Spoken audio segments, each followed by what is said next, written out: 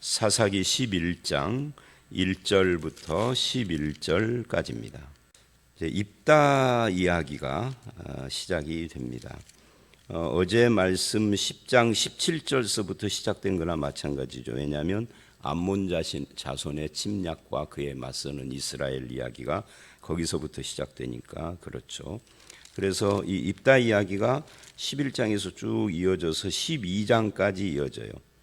거의 두 장, 왜 거의라고 하느냐면 12장 마지막 부분 12장 8절 이하에는 이제 다른 사사 이야기이기 때문에 그렇습니다. 그런데 이 입다 이야기를 볼 때 우리는 오늘 본문에서 두 가지로 나눠서 봅니다. 하나는 입다의 그 인물, 사람됨에 대한 이야기, 그리고 그게 3절까지죠. 그리고 4절로 11절은 입다와 길르앗 장로들의 흥정하는 모습, 이렇게 둘로 나눌 수 있고요. 이제 내일 말씀은 입다와 암몬 왕의 대화, 그리고 전쟁, 뭐 이런 이야기들이 쭉 이어지고, 입다의 생애에서 가장 하이라이트는 입다가 하나님 앞에 서원하는 장면입니다. 그거는 오늘은 안 나오고요. 먼저 1절로 3절의 입다의 인물됨에 대한 기록입니다. 여기 보니까 1절을 보니까 입다는 길르앗 사람이고 그리고 큰 용사였다 이렇게 이야기를 합니다. 큰 용사였다라는 것이 어떤 의미일까는 확실하지는 않습니다. 입다가 이때의 나이가 몇 살쯤 되었는지도 성경은 뭐 그렇게 기록을 하지는 않습니다. 그런데 큰 용사라는 표현과 그 장로들이 나중에 입다를 찾아와서 우리의 머리가 되라, 장관이 되라 하는 거 보니까 아주 어린 나이 같지는 않은데, 그러나 이 성경은 이 1, 2, 3절과 4절 이하의 그 시간 차이를 기록하지 않기 때문에 나이가 좀 더 어릴 수도 있고 확실치는 않아요. 그리고 3절을 보면 많은 사람들이 입다에게로 오는 것을 보면 또 어떤 그 입다의 성경에 기록되지 않은 어떤 행실, 행적 이런 것들이 있을 것 같아요. 그러니까 일단 이 큰 용사라는 말은 입다에게 어떤 능력이 있었다는 거죠. 그것도 그 능력이라는 것이 입다의 어떤 그 힘, 이런 것들과 관계가 있다라고 할 수 있는데, 능력은 있는데 문제는 그 출신 성분이에요. 기생이 길르앗에게서 낳은 아들이었다라고 하는 이 표현, 출신 성분이 이제 비천한 거죠. 그래서 이렇게 비천하니까 길르앗의 그 정식 아들로 대우를 못 받은 것 같아요. 우리 주변에도 그렇고 우리들도 그렇고 출신 성분이 비천하면 사람이 억울함과 한이 많아지죠. 왜 그러느냐면 주변에서 나를 이렇게 비천하게 보고 냉대하거나 무시하거나 이것이 한두 번도 아니고 계속됐을 테니까 태어나서부터 그랬겠죠. 태어나서부터 이때가 몇 살인지는 몰라도 10대 청소년기에도 그랬을 것이고 20대 이렇게 그 주변으로부터 냉대와 멸시와 이런 것들을 받았으니까 굉장히 억울하고 한이 많은 사람이다. 억울하고 한이 많은 사람이었다는 것이 1절로 3절까지 느껴지기도 하고요. 4절 이하의 말씀에서도 그런 그 어떤 분위기가 드러납니다. 그러니까 이 입다는 길르앗의 아들이지만 기생의 아들이라고 그렇게 표현을 하는 거예요. 길르앗의 정식 아들들이나 길르앗의 아내가 따로 있으니까. 그래서 이스라엘은 이 입다 같은 이런 밑바닥 인생에게 소망을 두어야 할 만큼 지금 상황이 굉장히 심각한 거죠. 암몬의 침략 앞에서 이 침략을 맞설 어떤 지도력을 가진 인물이 없는 거예요. 입다밖에. 그러니까 능력이 있다 그 말이죠. 능력은 있는데 마음에 한이 많은 사람. 이 능력과 한 이 두 가지가 만나서 한 사람 속에 새겨지면은 어떤 일이 일어날까요? 하여튼 어떤 일들이 일어나요. 이 역사를 보면 히틀러도 그런 사람이에요. 히틀러도 이렇게 그 능력이 있으니까 뭐 세계 대전까지 일으키고 독일을 휘어잡고 했죠. 근데 마음에 한은 많은 사람이었습니다. 히틀러만 그런 것이 아니라 역사를 보면 그런 인물들이 참 많아요. 그런 사람들이 그렇게 건강하고 좋은 열매를 맺고 하는 예도 있지만 그렇지 않는 일들이 훨씬 더 많죠. 그래서 2절을 보면 큰 용사 기생의 아들 한이 많고 능력이 있고 그 다음에 쫓겨나고 버림받은 인생이다. 누구에게 쫓겨났죠? 자기 이복 형제들에게 쫓겨났습니다. 길르앗의 아내의 아들들, 그러니까 정식 아들들인 거죠.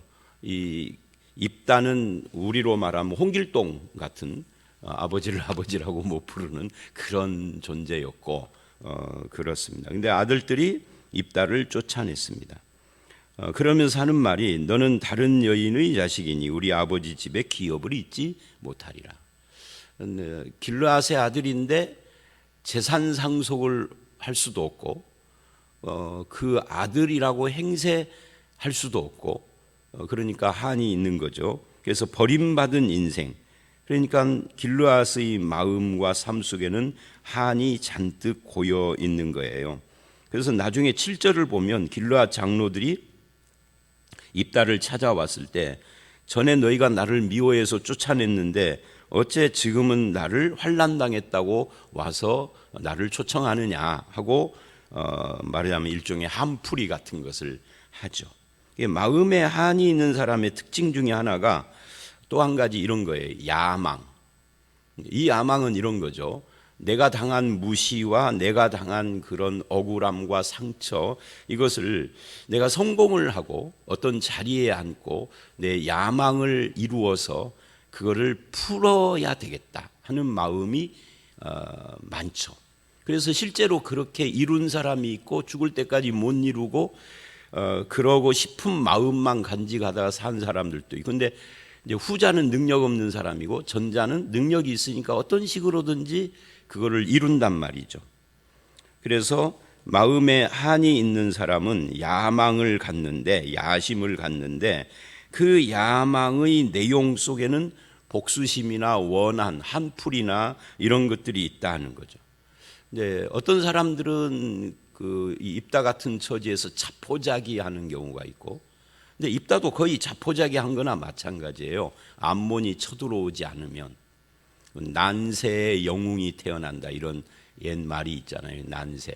평화로운 시대 같으면은 입다 같은 사람들은 말하자면 동네 양아치처럼 한 지역의 깡패, 뭐 조폭 두목 정도 하는 거죠.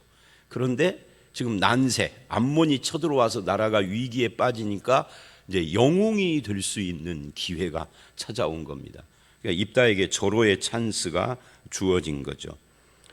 그래서 자포자기하는 사람과 기회가 주어지면은 그런 야망을 실천을 하고 굴림을 하는 사람과 이렇게 나누어져요. 이제 그 굴림하는 방법은 여러 가지고, 입다는 군사적으로 이제 그걸 이룬 거고, 전쟁이 일어나니까 어떤 사람은 돈으로. 그래서 돈을 많이 벌면은 이런 사람들은 상당히 무서운 사람이 됩니다. 아랫 사람들에 대해서나 돈 없는 사람들에 대해서 이제 소위 말하는 졸부 행세하고 그러는 거죠. 또는 출세를 어떻게 해서든지 한다든지 또는 높은 지위 같은 것을 얻으면 이제 사람들 앞에 군림하려고 하는, 그러니까 한이 많고 어려운 일을 겪은 사람이 높은 자리에 올라가면 자기처럼 어려운 처지에 있는 사람들을 돌봐주거나 또는 이해해주거나 공감해주거나 할 것 같은데 전혀 그렇지 않아요. 오히려 반대인 경우가 굉장히 많습니다. 이제 남자들은 이것을 군대에서 많이 경험을 하죠. 그리고 이 3절을 보면 입다의 또 다른 인물됨이 나오는데 그것은 잡류라는 표현입니다. 이에 입다가 그의 형제들을 피하여 돕 땅으로 가서 거주했는데 거기에 잡류들이 모여와서 그와 함께 출입을 하였더라. 출입을 하였다는 건 함께 돌아다녔다, 이제 이런 이야기입니다. 어울렸다. 근데 이 잡류라는 이 표현을 보십시오. 이 잡류라는 표현이 이들이 이 정상적인 삶을 사는 사람들이 아닌, 그러니까 이 히브리어 단어는 방탕한 자들, 그러니까 우리로 말하면 양아치 같은 사람들을 말하는 겁니다. 그러니까 그런 사람들이 입다에게로 몰려왔다는 건 뭘 말하는 겁니까? 입다가 쫓겨나기 이전에도 그 삶이 그런 사람들과 어울렸다는 거죠. 어울렸는데 입다가 쫓겨가니까, 대장 같은 입다가 쫓겨나니까 그 뒤를 따라서 함께 그곳으로 몰려왔다라고 할 수가 있습니다. 그러니까 어려서부터 이 잡류들과 어울린 거죠. 그래서 생긴 이 또 하나의 약점이 뭐냐면, 입다는 하나님이나 하나님의 말씀에 대해서 체계적으로 배울 기회를 잃어버린 거죠. 그 성도들의 자녀들 가운데도 어려서부터 그렇게 밖으로 돌고 주일학교나 이런 것을 제대로 와도 형식적으로만 하고 하다가 10대가 돼가지고 교회를 이탈한 아이들이 나중에 나이를 먹어서 대화를 해보면 교회를 어렸을 때 좀 다녔다는데 성경에 대해서, 하나님에 대해서, 신앙에 대해서 거의 깡통인 사람들이 많아요. 왜냐하면 전혀 못 배웠다는 거죠.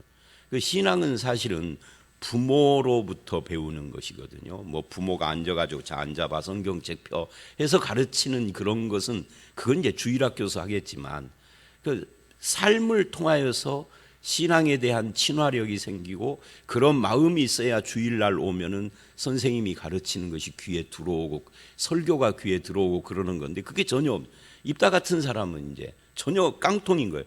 이 입다가 하나님과 하나님의 말씀에 깡통이라는 것이, 이제 오늘 말씀은 그냥 잡류와 어울렸다 이렇게 나오지만, 이제 내일 말씀 12절 이하서부터 입다의 하는 행실들을 보면 이 친구가 하나님과 신앙과 말씀에 대해서 전혀 깡통이구나 하는 것이 느껴져요. 그러니까 잡류들과 어려서부터 어울리다 보니까 그런 것들에 대해서 관심을 갖거나 배울 기회가 전혀 없었던 거죠. 근데 이런 사람이 지금 사사가 되고 있는 겁니다. 그러니까 이게 이스라엘이 굉장히 어두웠죠. 이 사사기는 어두운 이스라엘에 대한 기록입니다. 그만큼 인물이 없는 거예요. 그래서 큰 용사로서 완력이 있고 카리스마가 있고 그를 따르는 자들이 있으니까 조직도 있고, 그러니까 힘이 있는 거예요. 그런데 마음에는 한이 있고요. 한이 있고 힘이 있고 조직이 주어졌습니다. 이제는 어떻게 살 것인가? 이제 그것이 문제인 거죠. 근데 장로들이 찾아오기 전까지는 그냥 잡류로 살았어요. 양아치로 살았다 그 말이죠. 그러다가 갑자기 벼락 출세를 하는 기회가 온 겁니다. 그게 이제 4절서부터죠. 암몬 자손이 이제 쳐들어오니까 길르앗 장로들이 입다를 데려오려고, 이 간단한 표현 속에는 많은 이야기가 있겠죠. 이들이 모여서 뭐 수도 없이 회의를 했겠죠. 반대파, 찬성파 막 했겠죠. 입다 데려오는 거 반대하는 사람들도 있었을 거예요, 아마. 그런데 찬성파가 더 많은 거죠. 왜냐하면 그만한 인물이 없는 거예요. 내면으로 갖춰진 건 없지만 일단 세력도 있지, 힘도 있지, 능력도 있지, 카리스마도 있지, 우리 주변에는 없다 이거예요.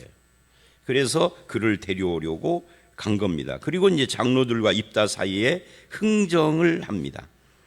이들의 대화의 핵심이 뭐냐? 여러분 이 4절로 11절의 핵심이 뭘 것 같아요? 쭉 읽어보면 그건 이거예요. 장관 그리고 머리됨입니다. 장관이라는 표현과 머리됨, 당신은 와서 우리의 장관이 되라 하고 이 길르앗 장로들이 6절에서 그러죠. 그리고 그 8절을 가보면은 머리가 되라. 또 입다가 그러면 내가 정말 너희의 머리가 되겠느냐 하고 물으니까 11절에 머리와 장관을 삼은지라 이렇게 가요. 그러니까 4절로 11절은 머리와 장관. 근데 머리나 장관이라는 말은 거의 유사한 표현이죠. 그러니까 이 머리됨, 이것이 입다의 최대의 이 관심입니다. 그리고 길르앗 장로들도 알아요. 입다의 사람됨을. 그러니까 입다를 꼬실 수 있는, 설득할 수 있는, 설득할 수 있는 재료가 뭐냐 할 때, 머리 시켜주겠다, 우리 대장 시켜주겠다, 이 장관이 되라 하는 이것이 입다를 설득할 수 있는 최대의 재료다 하는 것을 알고 있는 거죠.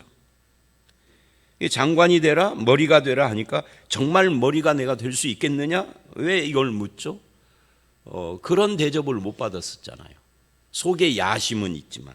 그래서 야심과 저들의 요구가 맞아 떨어졌어요. 자기들끼리 그렇게 흥정을 다 끝냈습니다. 그리고 11절을 보면 이제 머리와 장관을 삼았습니다. 끝났어요. 그리고 11절 맨 마지막에 이렇게 이야기가 마무리가 돼요. 입다가 미스바에서 자기의 말을 다 여호와 앞에 아뢰니라.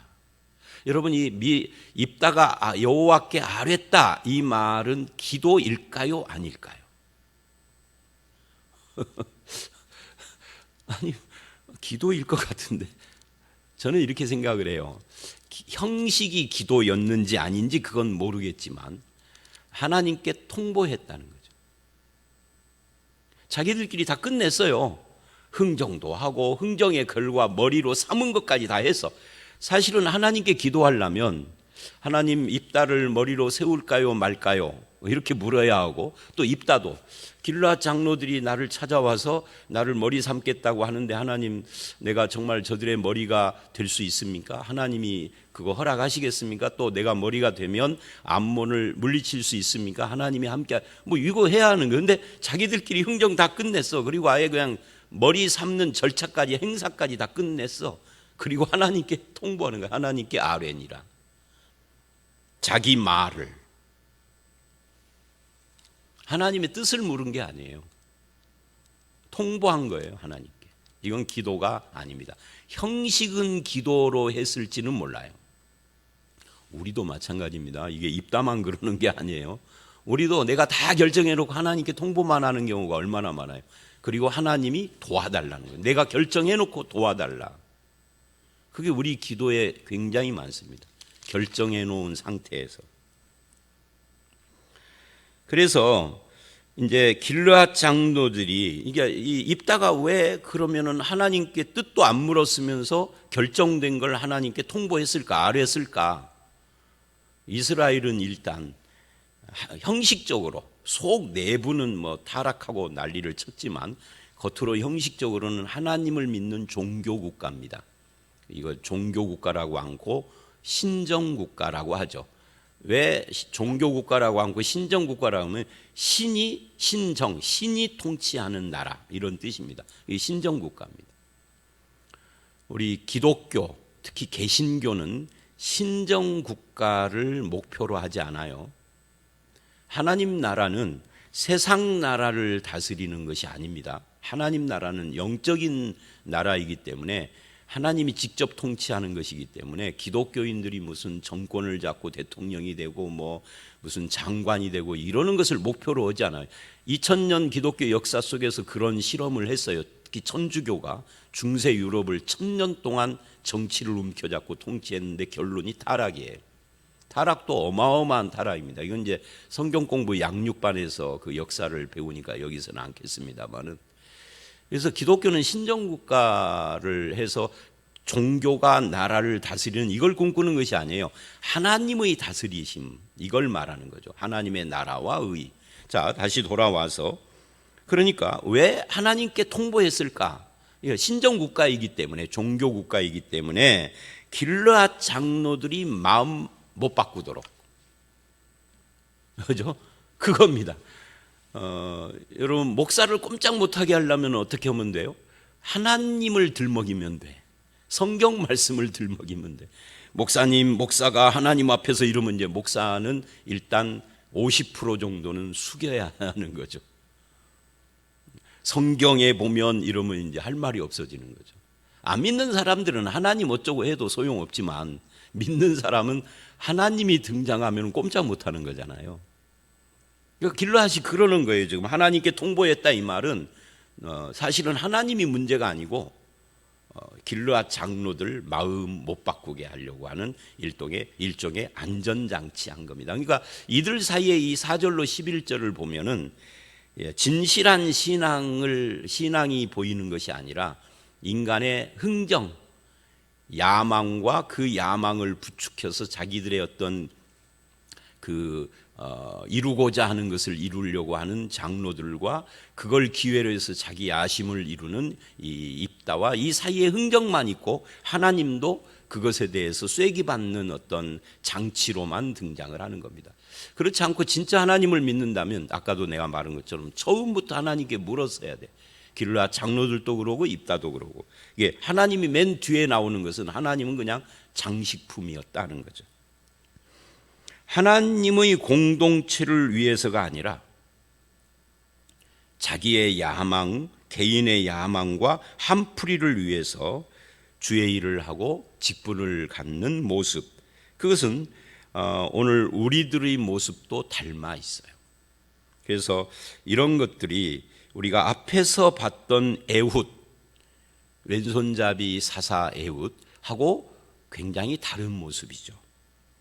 자, 이제 이렇게 해서 당신은 와서 우리의 장관이 되라 그랬는데 7절 입다가 너희가 전에는 나를 쫓아내지 않았느냐 하고 말하자면 그들의 어떤 약점을 긁어대요. 이런 것도 보기 좋은 모습은 아니죠. 그래서 이제 오늘 말씀 거의 다 설명이 됐는데 여기서 우리는 한 가지를 체크하고 마무리를 해야 합니다. 사람이 누구나 다 예외가 있을 수는 있겠지만 제가 보기에는 예외는 그렇게 많지 않을 것 같아요. 태어나서 살다 보면은 자기 마음속에 남이 모르는 한 같은 것이 있을 수 있습니다. 특히 이제 이 대한민국 우리 한민족을 한의 민족이라고 그래요.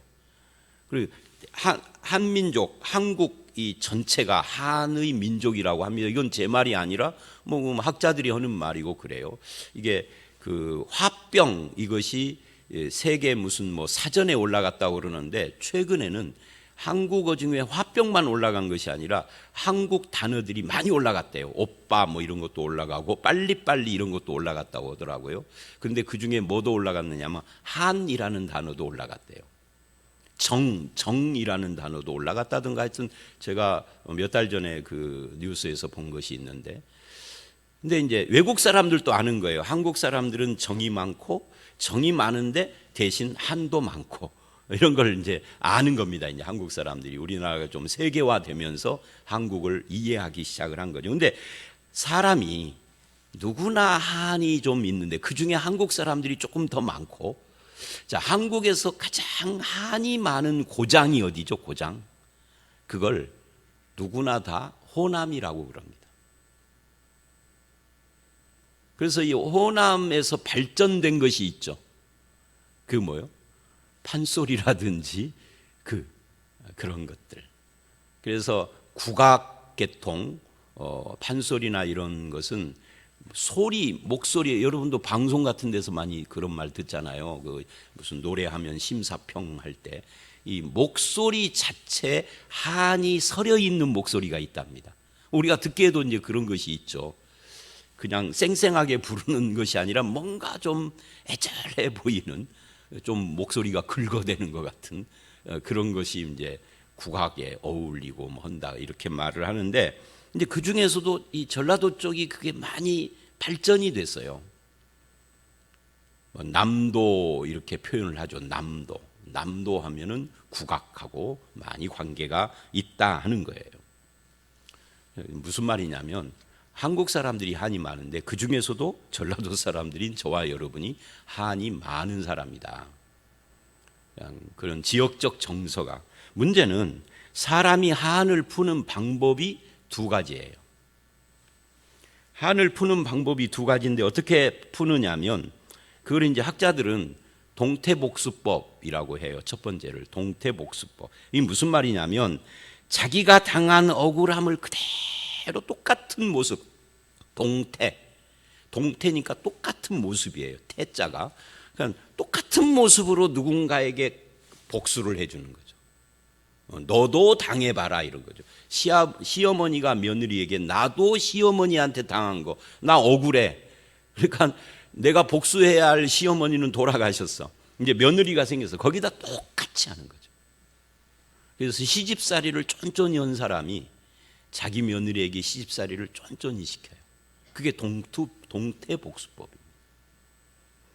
근데 억울한 일을 당한 사람이 그래서 이제 이걸 우리 한국 사람들은 이것을 한풀이라고 하는 우리들만의, 전 세계에 아마 없을 것 같아요. 우리나라만의 단어를 만들었죠. 한풀이라고. 그리고 뭐 무당 굿 같은 데도 보면 살풀이 하잖아요. 유사한 겁니다. 그런 거. 그거는 이제 종교적으로 하는 거고. 근데 무당 살풀이 뭐 이런 걸 때 보면은 거의 다 한을 안고 죽은 사람들이 등장을 하는 겁니다. 그러니까 그것이 한풀이라는 것이 얼마나 우리 민족의 고유한 특성이 됐으면 그게 우리 민족의 전통 종교에까지도 그것이 중요한 행사로 등장을 하겠습니까? 그래서 이 한풀이, 살풀이, 동태복수법, 학문적으로는 동태복수법이라고 그래요. 그런데 그것이 어떻게 나타나느냐 하면은 어떤 경우에는 막 그 막가파 지존파처럼 막 그냥 자기 억울함을 가지고 사람들을 무차별 막 죽이는 그런 걸로도 하고, 또는 자기 아랫사람들을 막 짓밟는 걸로도 하고, 그리고 때로는 보란듯이 출세를 해서 거들먹거리는 걸로 하고, 뭐 가난에 한에 찌들었던 사람이 갑자기 이 땅이 개발되면서 막 몇백억 거부가 되면은 막 돈을 물쓰듯 하는 걸로 하고 그러는 거예요. 그런 것들은 다 잘못된 한을 푸는 방법이라고 할 수가 있습니다. 근데 우리 주변에 그런 사람들이 좀 있죠. 그리고 또 하나 이 한을 푸는 방법은 뭐냐면 동태복수법 말고 나눔의 삶입니다. 이게 이제 건강한 방법이에요. 나눔의 삶이라는 것은 이런 거예요. 나하고 똑같은 처지에, 나는 이제 지금은 살만해지고 출세도 하고 돈도 벌고 사회적 지위도 있지만 나의 10대나 20대 어린 시절을 보면 내가 그렇게 어려운 삶을 살았단 말이죠.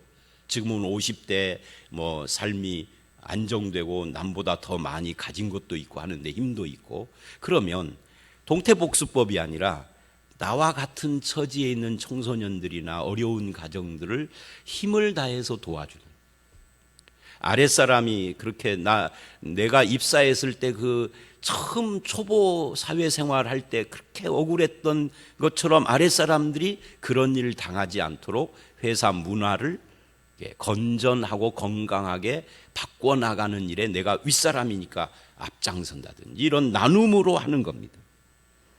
섬기고 나누고 베풀고 사랑하고, 근데 이 나눔으로 하는 이게 성경이죠.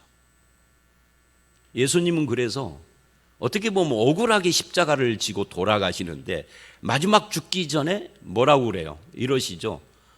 하나님께 아버지여 저들을 용서하여 주소서. 자기를 죽이는 사람들을 용서해 달라는 거예요.